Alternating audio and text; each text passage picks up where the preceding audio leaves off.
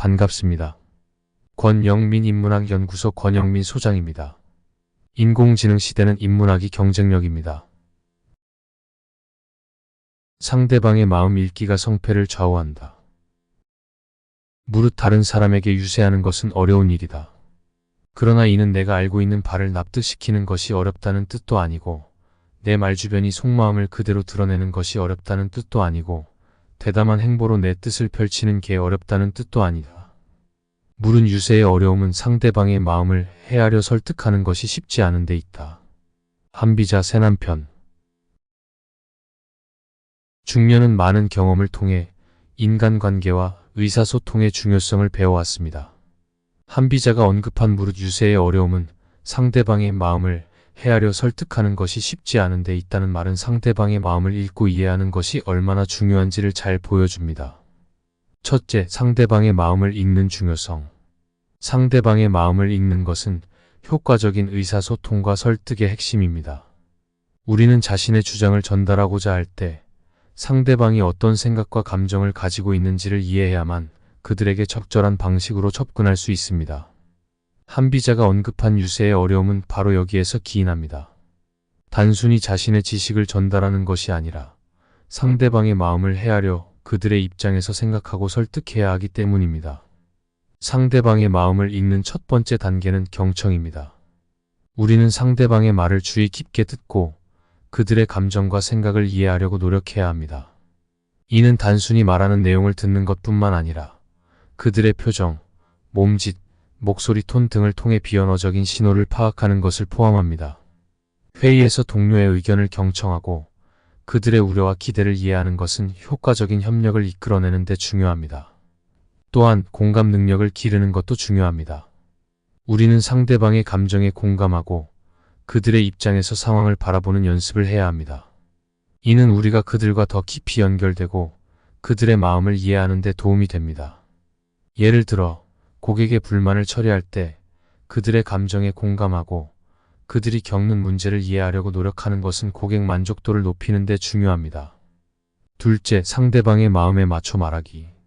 상대방의 마음을 읽고 그에 맞춰 자신의 메시지를 전달하는 능력은 성공적인 의사소통의 중요한 요소입니다. 이는 상대방의 필요와 욕구를 이해하고 그들이 원하는 방식으로 정보를 전달하는 것을 의미합니다. 첫째, 상대방의 언어와 스타일에 맞춰 말하는 것이 중요합니다. 우리는 상대방이 선호하는 소통 방식을 파악하고 그에 맞춰 의사소통해야 합니다. 예를 들어 상대방이 논리적이고 사실에 기반한 정보를 선호하는 경우 우리는 논리적인 근거와 구체적인 데이터를 제시해야 합니다. 반면에 감성적인 접근을 선호하는 상대방에게는 공감과 감정적인 요소를 강조하는 것이 효과적입니다. 둘째, 상대방의 관심사와 우려를 반영하는 것이 중요합니다. 우리는 상대방이 무엇에 관심을 가지며 어떤 우려를 가지고 있는지를 파악하고 이를 고려하여 메시지를 전달해야 합니다. 새로운 프로젝트를 제안할 때 상대방이 비용과 시간에 대한 우려를 가지고 있다면 그 부분을 먼저 언급하고 해결책을 제시하는 것이 효과적입니다. 셋째, 상대방의 피드백을 반영하는 것이 중요합니다.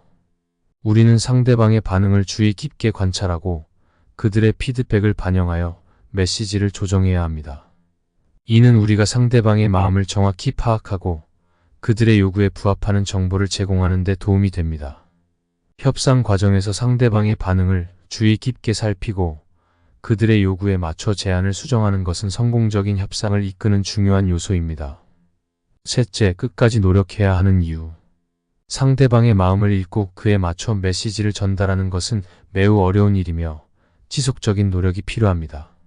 그러나 이러한 노력이 결국 성공을 이루는 데 중요한 역할을 합니다. 첫째, 개인적인 관계에서 상대방의 마음을 읽는 것은 신뢰를 구축해야 합니다. 우리는 상대방의 감정과 생각을 이해하고 그들의 입장에서 행동함으로써 신뢰를 쌓아야 합니다.